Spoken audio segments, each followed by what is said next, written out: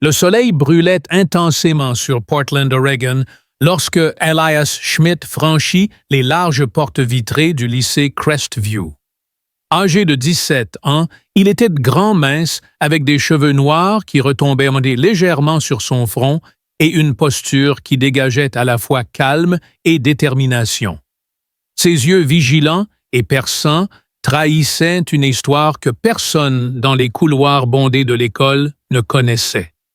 C'était son premier jour à Crestview High, et l'air était chargé de regards curieux et de chuchotements discrets. Elias portait un sac à dos noir usé dont il serrait fermement les bretelles, tandis que ses pas résonnaient régulièrement sur le sol en linoléum brillant. Il n'était pas là pour attirer l'attention, mais pour tracer son chemin, en silence, avec une présence difficile à ignorer. Pourtant, à Crestview, quelqu'un repérait immédiatement les nouveaux arrivants comme lui. Lucas Wagner était nonchalamment appuyé contre une rangée de casiers entourés de sa clique qui le suivait comme des ombres. Lucas était grand musclé avec des cheveux blonds soigneusement peignés en arrière. Son sourire était plus une menace qu'un signe d'amabilité, et ses larges épaules emplissaient net l'espace d'une aura de domination. Pour lui, l'école était son royaume, et quiconque ne se pliait pas à ses règles devenait la cible de ses moqueries. Ses amis, un groupe de garçons qui ne remettaient jamais en question son autorité, riaient à ses blagues comme s'il s'agissait d'une loi.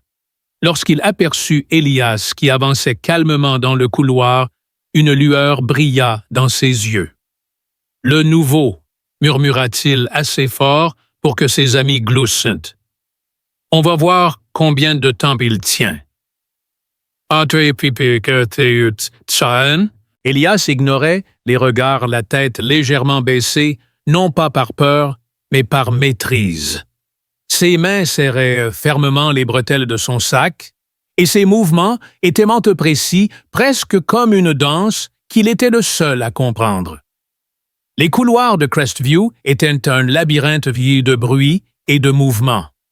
Les élèves se pressaient contre les casiers, échangeaient des histoires sur le week-end ou se précipitaient vers leur salle de classe. Elias se déplaçait à travers la foule comme un observateur silencieux, ses yeux scrutant l'environnement sans en avoir l'air. Il remarquait les regards curieux qui le suivaient et entendait les chuchotements qui se propageaient comme des vagues qui dans les couloirs. « C'est qui ce mec? » murmura une fille avec un sac à dos rose à son ami. « Aucune idée, mais il n'a pas l'air du genre à se laisser intimider, » répondit l'autre. Elias ne se laissait pas perturber. Il avait déjà fréquenté de nouvelles écoles auparavant et il savait comment s'imposer dans un environnement inconnu, non pas par des mots, mais par des actes. À la pause déjeuner, l'atmosphère de la cafétéria était un chaos de conversations, de rires et de cliquetis de plateaux. Elias trouva une petite table dans un coin, s'assit et sortit un sandwich de son sac. Il commença à griffonner dans un carnet, son écriture nette et régulière. Sa posture était détendue, mais alerte, comme s'il analysait son environnement sans le montrer. Anna Fisher, une fille timide aux lunettes rondes et à la tresse désordonnée, était assise à quelques stables de là. Ses cheveux bruns étaient attachés à la hâte, et ses épaules étaient rentrées comme si elle voulait devenir invisible. Anna connaissait trop bien les jeux de Lucas. Depuis la classe de 4e, elle était sa victime. Elle avait appris à se faire petite pour éviter son attention, mais ce jour-là, elle ne pouvait détacher ses yeux d'Elias. Il y avait quelque chose en lui, un calme qui la fascinait. Alors qu'elle l'observait manger tranquillement, indifférent au regard curieux, elle sentit une étincelle d'espoir qu'elle n'avait pas ressentie depuis longtemps. Anna n'était pas la seule à remarquer Elias. Lucas entra dans la cafétéria avec son assurance habituelle, un gobelet à moitié rempli de jus d'orange à la main. Ses amis le suivaient, leur voix forte et exagérée, comme s'il cherchait à attirer l'attention de toute la cafétéria. Le regard de Lucas se posa immédiatement sur Elias, qui était assis seul à sa table, apparemment indifférent à l'atmosphère bruyante. « Il pense qu'il est spécial », murmura Lucas à son ami Max, qui marchait à ses côtés. Max, un garçon dégingandé au sourire nerveux, hocha la tête. « Montre-lui où est sa place. » La bouche de Lucas s'étira en un sourire en coin, tandis qu'il faisait légèrement tournoyer le gobelet dans sa main. Il avait Elias dans son viseur. La cafétéria était une scène pour les drames et Lucas savait comment utiliser la foule. Il se dirigea directement vers la table d'Elias, ses pas assurés, presque provocateurs. Les conversations autour de lui s'atténuèrent, car certains élèves remarquèrent son mouvement. Lucas s'arrêta juste devant Elias, sa posture provocante, le gobelet tenu nonchalamment. « Et le nouveau » lança-t-il assez fort pour que les tables environnantes se taisent. Elias leva les yeux, son regard calme mais attentif. Il ne dit rien, attendant comme s'il savait ce qui allait suivre. Lucas sourit plus largement, savourant l'attention de la foule. Puis, d'un mouvement soudain, il inclina le gobelet en avant. Le jus d'orange se déversa sur la tête d'Elias, dégoulinant sur sa veste à capuche grise et laissant des taches orangées sur la table. La cafétéria explosa de rire. Des téléphones furent sortis, des caméras enregistrèrent et quelques élèves lancèrent des commentaires moqueurs. « Bienvenue à Crestview, le nouveau !» cria Lucas, écartant les bras, comme s'il venait de remporter une victoire. Ses amis hurlaient et applaudissaient, leur voix résonnant dans la salle. Elias ne bougea pas immédiatement. Lentement, il leva la main, essuya son visage avec la manche de sa veste et se leva. Son regard croisa celui de Lucas, calme, sans colère, mais perçant. Ce n'était pas un regard de peur, mais un regard de maîtrise, une maîtrise que Lucas n'avait pas anticipée. « T'as fini ?» demanda Elias d'une voix si calme qu'elle trancha le brouhaha. Les mots étaient simples, mais ils résonnèrent dans ses benins dans le silence soudain de la cafétéria. Le sourire de Lucas s'effaça un instant. Il s'attendait à une réaction. De la colère, de la honte, peut-être un coup. Mais le calme d'Elias était quelque chose qu'il ne pouvait pas comprendre. « Ouais, j'ai fini », siffla Lucas, mais sa voix semblait incertaine. Il tourna les talons et retourna à sa table, mais les rires de ses amis sonnaient creux, comme s'ils sentaient que quelque chose n'allait pas. Anna, qui avait tout observé depuis le bord, sentit son cœur battre plus vite. Elle avait vécu les humiliations de Lucas si souvent qu'elle savait à quoi ressemblait la peur. Mais Elias n'avait pas peur. Il était autre chose, quelqu'un qui ne se laissait pas briser. Alors que la cafétéria retrouvait son brouhaha habituel. Anna sortit un morceau de papier de sa poche. Ses mains tremblaient alors qu'elle y griffonnait quelques mots. « Il a fait de ma vie un enfer. Merci de ne pas avoir réagi. » Elle attendit que la foule se disperse un peu, puis glissa discrètement le papier sur la table d'Elias lorsqu'il se rassit. Il le lut sans changer d'expression et répondit d'une main calme « Ça va changer. » Anna fixa les mots, incapable de croire que quelqu'un qu'elle connaissait à peine puisse faire une telle promesse. Mais il y avait quelque chose dans l'écriture d'Elias, une assurance qu'elle ne pouvait ignorer. Pendant ce temps, Lucas était assis avec sa clique, son sourire forcé. Il sentait les regards qui le suivaient, les chuchotements sur le nouveau qui n'avait pas cédé. Pour Lucas, le contrôle était tout et le silence d'Elias ressemblait à un défi. Il se pencha vers ses amis, sa voix basse mais tranchante. « Ce n'était que le début, » murmura-t-il. « Il va apprendre qui commande ici. » Max, assis à côté de lui, haussa les épaules. « S'il ne réagit pas, tu vas faire quoi? » la mâchoire de Lucas se crispa. « Oh, je vais le faire réagir », dit-il doucement, ses yeux brillants de détermination. Ses amis hochèrent la tête, mais leur approbation manquait d'enthousiasme. Même eux sentaient que quelque chose était différent. L'heure suivante, alors qu'Elias traversait les couloirs, il sentait les regards des autres élèves. Certains chuchotaient avec curiosité, d'autres avec moquerie, mais personne n'osait l'aborder directement. Il entra dans la salle de classe d'histoire et s'assit au milieu, son carnet devant lui. Anna entra peu après et s'assit à quelques places de lui, ses épaules toujours tendues. Le professeur M. Klein commença une leçon monotone sur la révolution industrielle, mais Anna ne pouvait se concentrer. Elle observait Elias qui prenait calmement des notes, comme si l'incident de la cafétéria n'avait jamais eu lieu.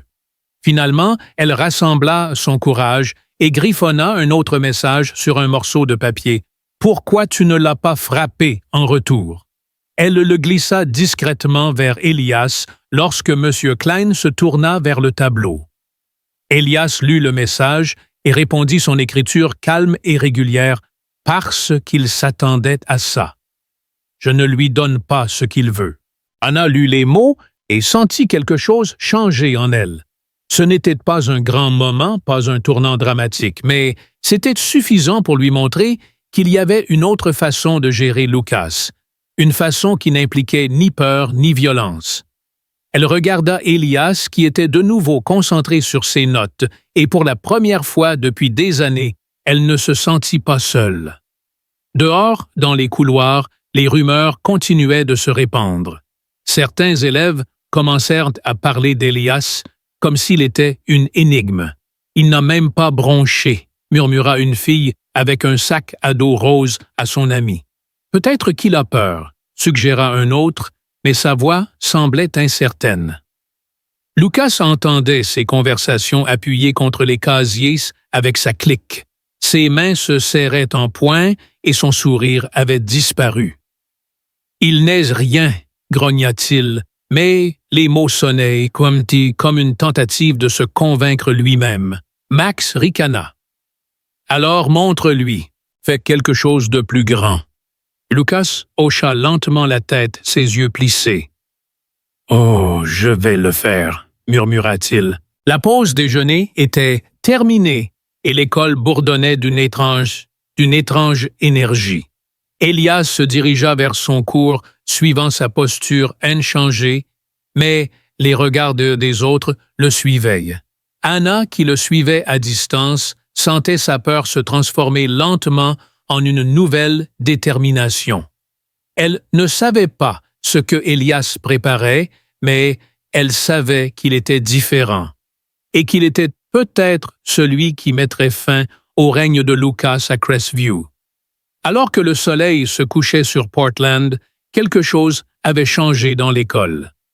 Les rapports de force restés intouchés pendant si longtemps commençaient à vaciller et personne, ni Lucas, ni Anna, ni les autres élèves, ne pouvaient prédire ce qui allait arriver.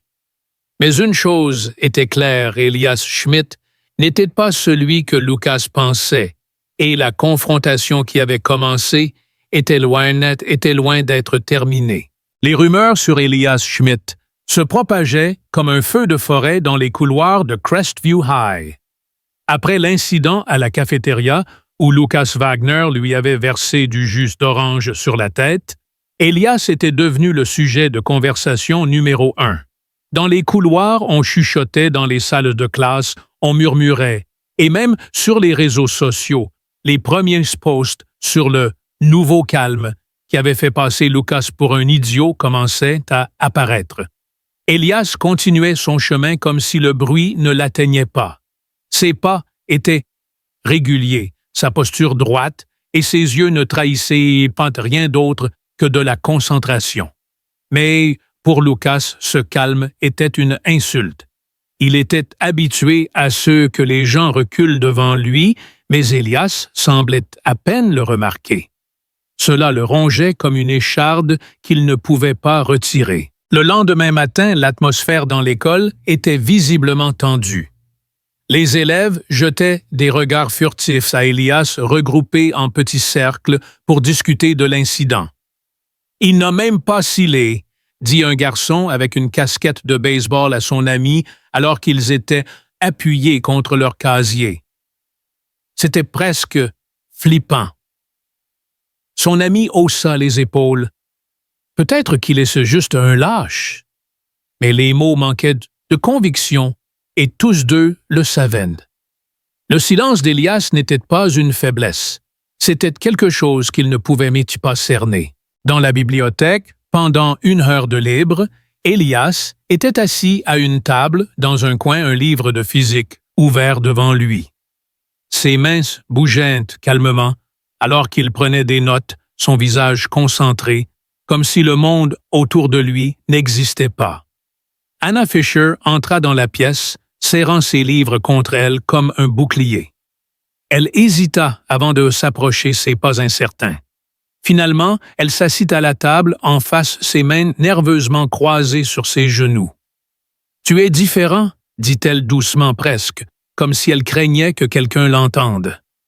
Elias leva les yeux, son expression douce mais sérieuse.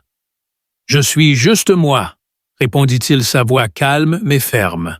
Anna déglutit ses yeux, se dirigeant nerveusement vers la porte avant de continuer. « Lucas, il ne lâche pas. Il me tourmente depuis la 4e. Personne ne lui tient tête. » Sa voix se brisa presque, mais le regard d'Elias resta calme. « J'ai vu pire, » dit-il. « Quand j'étais petit, ce n'était pas facile. Le judo m'a appris à rester fort sans me briser. » Anna le regarda fascinée par son calme. « Tu crois vraiment que tu peux l'arrêter? » Elias esquissa un léger sourire, le premier qu'elle le voyait faire. Ce n'était pas un large sourire, mais un petit sourire presque imperceptible qui dégageait de la confiance. « Je crois qu'il s'arrêtera tout seul, » dit-il. Les mots restèrent en suspens, et Anna sentit quelque chose remuer en elle, un mélange d'espoir et d'incrédulité.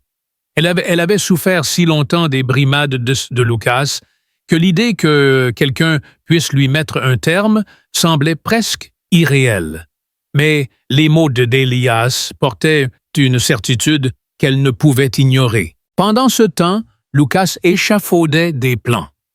Dans les couloirs, il avait commencé à endommager le casier d'Elias. Il avait pris ses livres dans son casier et les avait jetés dans une poubelle, les pages maculées de chewing-gum. Il répandait des rumeurs selon lesquelles Elias était un lâche qui faisait semblant d'être dur. « Il n'est rien », grogna Lucas à ses amis alors qu'ils traînaient près des casiers pendant la pause. Max, son plus proche acolyte, hocha la tête, mais son sourire n'était pas aussi assuré que d'habitude. « Pourquoi tu te prends autant la tête pour lui ?» demanda-t-il. Les yeux de Lucas se plissèrent. « Parce qu'il pense qu'il peut défiler ici comme si de rien n'était, » siffla-t-il. « Il va le regretter. » Mais plus Lucas s'acharnait, plus le calme d'Elias semblait impressionner les autres. Certains élèves, qui suivaient habituellement Lucas comme des ombres, commencèrent à se retirer. Ils sentaient que quelque chose avait changé. Le pouvoir de Lucas reposait sur la peur, mais Elias n'en montrait aucune. À la pause déjeuner, Anna vit Lucas tenter une nouvelle fois de provoquer Elias. Il trébucha intentionnellement dans la cafétéria et renversa le plateau d'Elias, répandant la nourriture sur le sol. La cafétéria retint son souffle, attendant une réaction. Mais Elias s'agenouilla calmement, ramassa les restes et partit sans un mot. « Lâche !» cria Lucas dans son dos, mais sa voix sonnait creuse. Anna remarqua que certains élèves regardaient Elias différemment, non pas comme une victime, mais comme quelqu'un qui ne se laissait pas briser. Plus tard, dans la semaine, pendant un cours d'histoire, Anna était assise à un siège d'Elias. Le professeur M. Klein parlait de la révolution industrielle d'une voix monotone, mais Anna ne pouvait pas se concentrer. Ses pensées tournaient autour de l'incident à la cafétéria et des mots d'Elias dans la bibliothèque. Elle sortit un morceau de papier de son classeur et écrivit d'une main tremblante. « Pourquoi tu le laisses gagner ?» Elle glissa discrètement le papier à Elias lorsque M. Klein se tourna vers le tableau. Elias lut le message et répondit son écriture calme et régulière. « Il ne gagne pas. Il perd parce qu'il ne s'en rend pas compte. » Anna lut les mots et sentit quelque chose changer en elle. Ce n'était pas un grand moment, pas un tournant dramatique, mais c'était suffisant pour lui montrer qu'il y avait une autre façon de gérer Lucas, une façon qui n'impliquait ni peur ni violence. Pendant la pause, après le cours, Anna vit Lucas et ses amis encercler Elias dans un coin du couloir. L'air était lourd de tension et certains élèves s'arrêtèrent gênés pour regarder. « Tu penses que tu peux défiler ici comme ça? » siffla Lucas, sa voix assez forte pour attirer l'attention des passants. Elias resta calme, ses yeux fixés sur Lucas, sans signe de peur. « Je ne défile pas, » dit-il posément. « Je trace mon chemin. » Le visage de Lucas se tordit de rage, ses poings se serrèrent, mais avant qu'il ne puisse faire quoi que ce soit, un professeur tourna au coin et le groupe se dispersa. Anna, qui observait de loin, sentit son cœur s'emballer. Elle savait que Lucas n'abandonnerait pas, et elle savait aussi qu'Elias se préparait à quelque chose de plus grand que tout ce qu'elle avait vu jusqu'à présent. Dans l'après-midi, alors que l'école se vidait, Anna trouva Elias près du gymnase. Il était assis sur un banc, son sac de sport à côté de lui, regardant l'horizon où le soleil se couchait sur Portland. Anna hésita avant de s'approcher. « Tu n'as pas peur de lui, n'est-ce pas? » demanda-t-elle doucement. Elias secoua la tête, ses yeux calmes, mais déterminés. « La peur rend faible, » dit-il. « J'ai appris qu'on ne gagne que lorsqu'on se contrôle soi-même. » Anna hocha lentement la tête, ses pensées s'emballant. « Mais s'il n'arrête pas? » Elias la regarda, son regard ferme. « Alors je serai là, » dit-il simplement. Les mots étaient simples, mais ils portaient un poids qu'Anna ne pouvait ignorer. Dans les jours qui suivirent, la tension dans l'école ne cessa de croître. Les tentatives de Lucas pour provoquer Elias devenaient de plus en plus désespérées. Il barbouilla le casier d'Elias de graffiti, répandit des rumeurs sur les réseaux sociaux et tenta de monter les autres élèves contre lui. Mais Elias restait imperturbable. Son calme était comme un mur contre lequel les attaques de Lucas s'écrasaient. Certains élèves commencèrent à regarder Elias avec un mélange de curiosité et de respect. « Il est différent », murmura une fille dans la cafétéria. « Il ne se laisse pas intimider. » D'autres étaient sceptiques. « Il attend juste le bon moment », dit un garçon, sa voix à la fois admirative et méfiante. Anna commença à se sentir plus à l'aise en présence d'Elias. Elle cherchait sa compagnie, même si ce n'était que pour échanger quelques mots. Un jour, alors qu'ils marchaient ensemble dans le couloir, elle demanda « Pourquoi es-tu si calme? Je veux dire, la plupart des gens seraient en colère. » Elias haussa les épaules, un léger sourire aux lèvres. « La colère rend stupide, » dit-il. « Le judo m'a appris qu'on est fort que lorsqu'on pense clairement. » Anna hocha la tête, impressionnée par son calme. Elle commença à se tenir un peu plus droite, inspirée par sa force. Lucas, quant à lui, sentait son contrôle s'effriter. À la cafétéria, alors qu'il était assis avec sa clique, il frappa du poing sur la table. « Il pense qu'il est spécial, » grogna-t-il. « Je vais lui montrer qu'il n'a rien à faire ici. » Ses amis hochèrent avec la tête, mais leur assentiment était hésitant. Ils sentaient que le pouvoir de Lucas s'effilochait. Max se pencha en avant. « Peut-être que tu devrais simplement l'ignorer, » suggéra-t-il, mais les yeux de Lucas brillèrent de colère. « L'ignorer, » siffla-t-il. « Je vais le détruire. » Sa voix était basse, mais la détermination qu'elle portait était indéniable. À la fin de la semaine, alors que les élèves se préparaient pour le week-end, Anna vit Lucas échafauder un nouveau plan. Il avait découvert qu'Elias s'entraînait régulièrement dans le gymnase et il décida de l'y confronter. « S'il pense qu'il peut se cacher, il se trompe », murmura Lucas à Max alors qu'ils rangeaient leurs affaires. Anna, qui avait surpris la conversation, sentit son estomac se nouer. Elle savait qu'un conflit plus important se profilait et elle avait peur, pas seulement pour Elias, mais pour ce que Lucas pourrait faire pour reprendre le contrôle. Pourtant, au fond d'elle, elle croyait en Elias. Son calme, sa force, sa détermination. Tout cela lui donnait de l'espoir que les choses à Crestview pourraient enfin changer. Alors que le soleil se couchait sur Portland, l'école vibrait d'une étrange énergie. Elias continuait son chemin, sa posture inchangée, mais les regards des autres le suivaient. Anna, qui le suivait à distance, sentait sa peur se transformer lentement en une nouvelle détermination.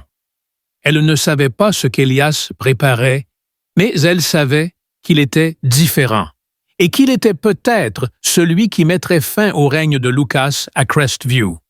Les rapports de force restés intouchés pendant si longtemps commençaient à vaciller et la scène était prête pour une confrontation que personne dans l'école n'oublierait. L'air dans le gymnase de Crestview High était chargé d'électricité comme si une étincelle invisible avait mis toute l'école en ébullition. Les rumeurs d'une confrontation imminente entre Elias Schmidt et Lucas Wagner s'étaient répandues à une vitesse fulgurante plus vite que les professeurs ne pouvaient aller l'arrêter. Les gradins se remplissaient d'élèves qui se pressaient pour avoir une vue sur ce qui se préparait. Les téléphones éteignaient sortis les chuchotements et les rires discrets emplissaient l'entrée de la salle, tandis que la tension planait comme une tempête au-dessus du gymnase. Elias se tenait calmement au bord du terrain, son sac de sport à côté de lui, sa posture aussi détendue que de toujours. Lucas lui faisait les 100 pas, ses poings s'ouvrant et se fermant comme s'il pouvait à peine contenir l'énergie dans son corps. Anna Fisher se tenait près de la porte, ses mains tremblantes, mais ses yeux fixés sur Elias. Elle avait peur, mais au fond d'elle brûlait un espoir qui avait grandi ces derniers jours. L'espoir que les années de peur et d'humiliation causées par Lucas pourraient enfin prendre fin. Le gymnase était une vaste salle, ses hauts plafonds renvoyant l'écho des pas et des voix. Des paniers de basket pendaient au-dessus du sol poli, et les néons projetaient une lumière crue sur la scène. Lucas avait lui-même répandu les rumeurs selon lesquelles il allait remettre le nouveau à sa place une fois pour toutes. Pour lui, ce n'était pas juste une altercation, c'était une question de pouvoir de contrôle sur l'école. Le calme d'Elias l'avait poussé au bord de la folie ces derniers jours. Chaque chuchotement, chaque regard dirigé vers Elias semblait une atteinte à son autorité. Il devait faire quelque chose de grand, quelque chose qui montrerait à tous qu'il était toujours celui qui commandait. « Tu penses que t'es meilleur que moi, hein? » cria Lucas, sa voix résonnant dans la salle, assez forte pour capter l'attention de la foule. Les mots étaient destinés aux spectateurs au téléphone qui enregistraient déjà aux élèves qui attendaient avec impatience la réaction d'Elias. Elias resta calme, ses yeux fixés sur Lucas, sans signe de peur ou d'incertitude. « Je n'ai pas besoin de le penser, » répondit-il, sa voix claire et mesurée, chaque mot comme un coup précis. La réponse frappa Lucas comme un éclair. Son visage se tordit de rage et sans un mot de plus, il se précipita en avant ses poings, frappant sauvagement mu par la colère et l'humiliation. La foule retint son souffle alors que Lucas frappait. Ses mouvements étaient rapides, mais désordonnés, guidés par une rage brute, plutôt que par la précision. Elias, lui, se déplaçait comme de l'eau, fluide, souple, intouchable. D'un seul mouvement précis, il esquiva le coup de Lucas, ses pas légers mais déterminés. Lorsque Lucas frappa à nouveau, Elias saisit son poignet avec une rapidité qui laissa la foule sans voix. D'un mouvement contrôlé, il tordit le bras de Lucas. Un craquement sec résonna dans le gymnase, suivi d'un cri de douleur qui déchira l'air. Lucas tomba à genoux, tenant son poignet, le visage déformé par la douleur et l'incrédulité. Le gymnase devint soudain silencieux, seul le souffle haletant de Lucas était audible. Elias se tenait là calme, sa respiration régulière, son visage sans triomphe ni haine.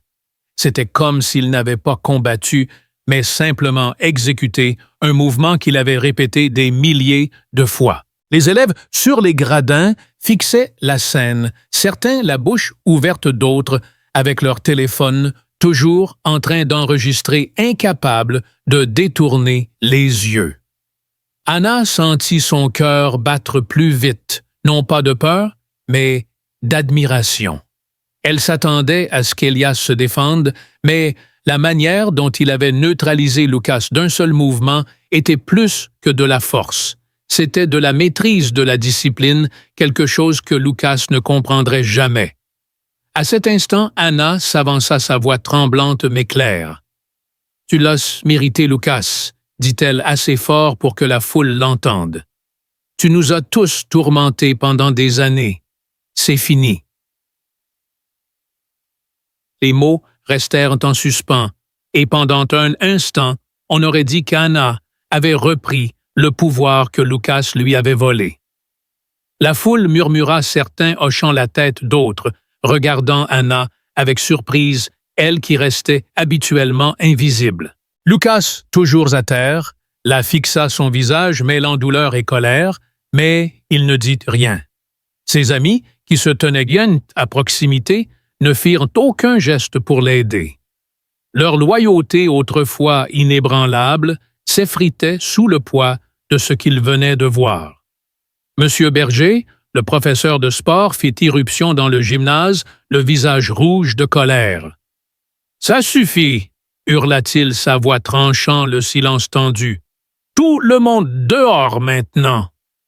Les élèves se dispersèrent, certains à contre-cœur, leur téléphone encore en main, pour capturer les dernières secondes.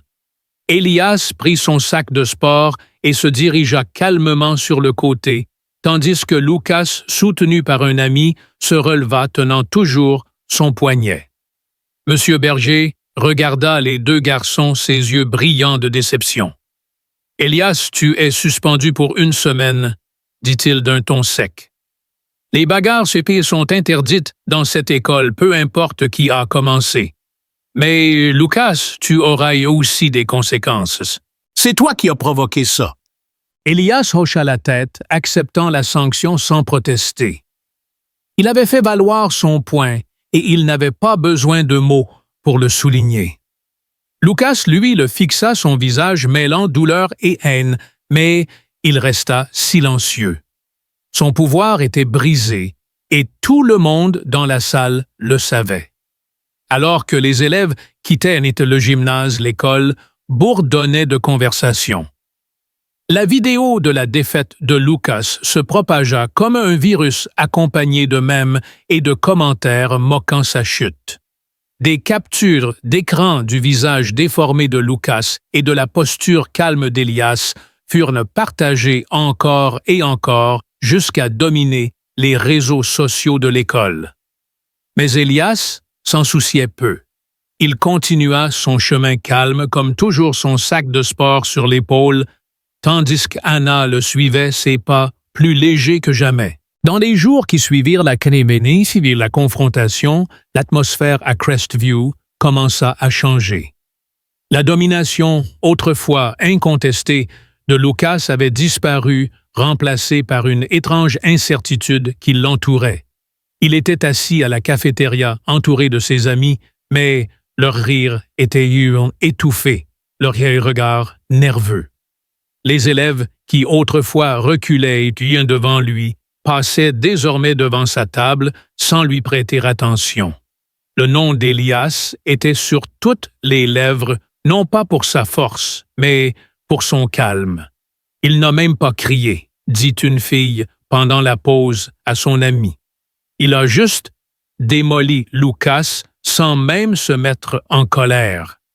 Les mots portaient une admiration qu'Elias ne cherchait pas, mais qui se répandait néanmoins. Anna commença à changer. Inspirée par le courage d'Elias, elle s'inscrivit à un club de théâtre, quelque chose qu'elle n'aurait jamais osé faire tant que l'ombre de Lucas planait sur elle. Un après-midi, alors qu'elle marchait avec Elias sur la cour de l'école, elle dit doucement « Tu n'as pas seulement vaincu Lucas. Tu m'as montré que je n'ai pas à avoir peur. » Elias la regarda, un léger sourire aux lèvres. « Tu avais déjà cette force en toi, dit-il. Je t'ai juste aidé à la voir. » Anna hocha la tête, ses yeux brillants de gratitude. Pour la première fois depuis des années, elle se sentait capable d'être la personne qu'elle avait toujours voulu être. La leçon que Crestview High apprit ces jours-là était claire. La véritable force ne réside pas dans la violence ou l'intimidation, mais dans la capacité à se contrôler soi-même et à inspirer les autres. Elias n'avait pas seulement vaincu Lucas, il avait allumé une étincelle d'espoir chez ceux qui avaient vécu trop longtemps dans l'ombre. Son calme, sa discipline, sa détermination avaient eu un impact qui allait bien au-delà des murs du gymnase. Alors que le soleil se couchait sur Portland, tout le monde savait que Crestview ne serait plus jamais la même école. Les professeurs remarquèrent également le changement. M. Klein, le professeur d'histoire, aborda l'incident lors d'une réunion des enseignants. Ce n'était pas un combat au sens classique, dit-il. Elias n'a pas agi par colère, mais par maîtrise. C'est quelque chose que nous devrions enseigner à nos élèves. Les autres professeurs hochèrent la tête, certains à contre-cœur, mais la plupart impressionnés. Même M. Berger, qui avait suspendu Elias, dut admettre que le garçon avait quelque chose de spécial. Il n'a pas combattu pour gagner, dit-il. Il a combattu pour protéger. Pour Anna, le changement était le plus évident. Elle marchait désormais dans les couloirs, le dos droit, ses épaules ne s'affaissant plus. Au club de théâtre, elle trouva une voix qu'elle ignorait posséder, et chaque jour, sa confiance grandissait. Elle écrivit un dernier message à Elias qu'elle lui remit un matin avant sa suspension. « Merci de m'avoir montré que je peux être forte. » Elias lut le message et hocha la tête sans un mot. Ce n'était pas un grand drame, pas un moment de vantardise, juste un échange silencieux qui signifiait plus que les mots ne pourraient jamais le faire. Pendant la suspension d'Elias, l'histoire continua de se répandre. Les élèves ne parlaient pas seulement du combat, mais de ce qu'il signifiait. Ils commencèrent à se poser des questions. Pourquoi Lucas avait-il eu autant de pouvoir pendant si longtemps? Pourquoi l'avait-il laissé les intimider? Et comment quelqu'un d'aussi calme qu'Elias pouvait-il changer autant de choses? La réponse résidait dans la leçon qu'Elias leur avait appris. La force ne vient pas des poings ou des mots criés, mais de la capacité à se contrôler et à se tenir debout pour ce qui est juste, sans haine ni vengeance. Lorsqu'Elias revint de sa suspension, l'école était différente. Lucas était assis en silence à la cafétéria, ses amis parlaient plus bas, leur regard incertain. Anna passa devant leur table sans un regard en arrière, ses pas assurés. Elias s'assit à sa place habituelle, ouvrit son carnet et commença à écrire comme si rien ne s'était passé. Mais les regards des autres le suivaient, non pas par peur, mais par respect. Crestview High avait changé, et c'était la force silencieuse d'Elias qui avait déclenché ce changement. Une force qui non seulement mit fin au règne de Lucas, mais toucha également le cœur de ceux qui avaient appris que le courage et la compassion sont le véritable pouvoir.